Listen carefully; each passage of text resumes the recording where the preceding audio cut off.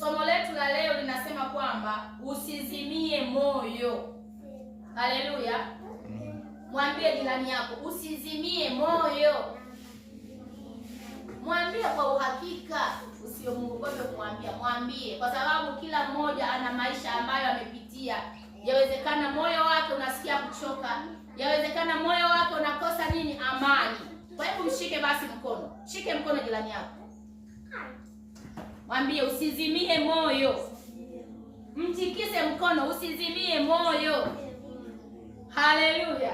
Amen. Yesu yuko kwa ajili yako. Bwana Yesu asifiwe. Basi katika hali yoyote unayopitia, neno la Mungu linatusisitiza kwamba tusizimie nini? Moyo. Kitabu cha Samueli wa kwanza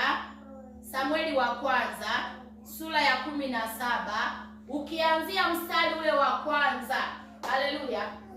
Kitabu cha Samueli wa kwanza sura ya 17 kuanzia mstari wa kwanza na kuendelea, unakutana na habari za Hana na Penina. Haleluya. Haleluya. Hana alikuwa hajaweza kubarikiwa kupata mtoto, lakini Penina akawa amepata nini? Mtoto. Amina.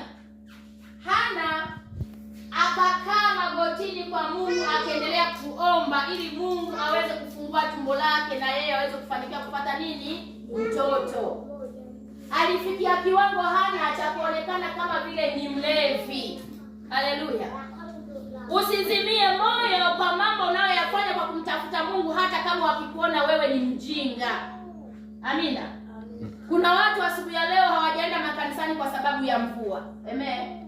Lakini unapopita barabarani na kwenda kanisani unanyeshewa na mvua, mtu anaweza kukucheka, angalia yule anaenda kanisani na mvua inanyesha. Usizimie moyo. Haleluya. Hana alionekana katika sura ya ulevi, kana kwamba mtu aliyekunywa nini? Pombe. Akafikia kiwango mpaka akaambiwa utakaa katika hali yako ya ulevi hii mpaka lini? Bwana Yesu asifiwe. Lakini Hana kwa sababu alijua hali aliyonayo ni ya kumtafuta Mungu, akajibu sijalewa, ila nimeumimina moyo wangu kwa Mungu. Bwana Yesu asifiwe sana. Haleluya. Kwa hiyo usizimie moyo kwa dhihaka